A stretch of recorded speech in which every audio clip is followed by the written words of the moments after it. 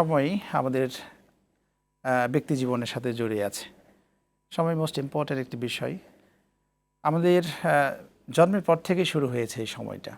আপনার থেকে জানতে চাই, আল্লাহ সুবহানাহু ওয়া তাআলা এই সময় সম্পর্কে পবিত্র গ্রন্থ আল কোরআনে কী ধরনের তথ্য দিয়েছেন? ধন্যবাদ। আলহামদুলিল্লাহ ওয়াসসালাতু ওয়াসসালামু আলা রাসূলিল্লাহ ওয়া আলা আলিহি ওয়া সাহবিহি আজমাইন, আম্মা বাদ। আল্লাহ তাআলা দুনিয়াতে যত সম্পদ সৃষ্টি করেছেন, এর মধ্যে সবচেয়ে গুরুত্বপূর্ণ সম্পদের নাম হলো এই সময়। বাংলাতে সময়কে বলা হয় অমূল্য সম্পদ। মানে এমন একটা সম্পদ যে সম্পদের কোনো মূল্যমান নির্ধারণ করা যায় না। অন্য যে কোনো সম্পদ, আপনি বাড়ি, গাড়ি, জমা জমি, পাহাড় পর্বত, অন্য যে কোনো প্রযুক্তির আবিষ্কার, এই সব কিছুরই একটা মূল্য নির্ধারণ করা যায়। সেটা বড় হতে পারে, সেটা ফিগার ছোটও হতে পারে। কিন্তু সময় এমন একটা সম্পদ যে সময়টাকে আপনি কোনো মূল্য দিয়ে এটা মূল্যায়ন করতে পারবেন না, মূল্য নির্ণয় করতে পারবেন না।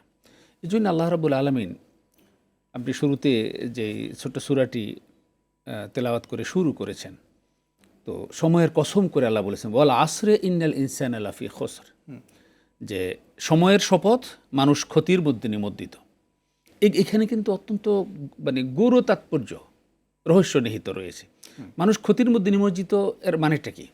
এর প্রথম মানে হলো যে মানুষ প্রতি মুহূর্ত তার সময় থেকে, তার জীবন একটা নির্ধারিত মানে সময় তাকে বেঁধে দেয়া হয়েছে। লিকুল্লি উম্মাতিন আজাল, আল্লাহ তাআলা কোরআনে বলেছেন যে লিকুল্লি উম্মাতিন আজাল ইযা জা আজালুহুম লা ইস্তাখিরুনা সাআতান ওয়া লা ইস্তাকদিমুন, যে প্রত্যেকের, প্রতিটা উম্মতের প্রত্যেকের জন্য একটা সময় নির্ধারণ করে দেয়া হয়েছে।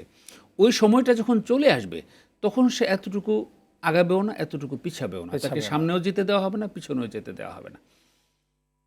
এই সময়টাকে এই যে ক্ষতিগ্রস্ত যে বলা হয় যে ইন্নাল ইনসানা লাফি খুসর, মানুষ ক্ষতির মধ্যে নিমজ্জিত।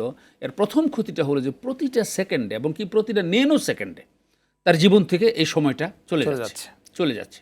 এটাকে উদাহরণ দেওয়া হয় বরফখণ্ডের সাথে।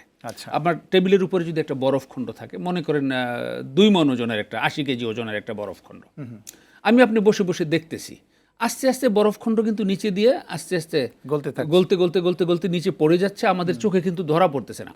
হয়তো 1 ঘন্টা, 2 ঘন্টা, 5 ঘন্টা, 10 ঘন্টা, 20 ঘন্টা পরে এক সময় দেখা যাবে যে আমরা টেরি পেলাম না যে কখন গলে গেল, কিন্তু বরফটা শেষ হয়ে গেল।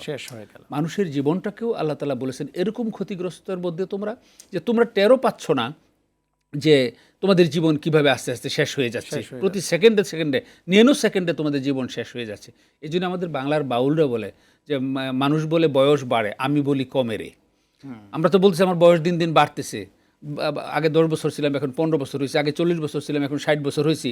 আসলে মানে এটার যদি তাত্ত্বিক কনসেপ্টটা যদি বিবেচনা করা হয়, তাহলে আলটিমেটলি আমার 60 বছর আমার জীবন থেকে কমে গেছে। আমার এখন 60 বছর বয়স, আমার 60 বছর কি হয়েছে, আমার জীবন থেকে 60 বছর অলরেডি কমে গেছে। মনে করেন আমার আল্লাহ তাআলা আমাকে যদি দিয়ে থেকে 80 বছর কি 100 বছর কি 70 বছর, তাহলে এই যে 50 বছর আমি পার করে দিলাম, কি যেই 40 বছর আমি পার করে দিলাম, এই 40 বছর কমে গেল।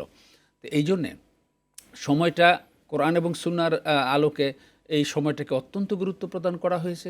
আল্লাহ তাআলা যেটা বলেছেন যে এই সময়ে, নির্ধারিত সময়, এটা যতক্ষণ পর্যন্ত মানে যখন এটা চলে আসবে তুমি 1 সেকেন্ডও কিন্তু করতে পারবে না, বিলম্ব করার কোনো সুযোগ নেই।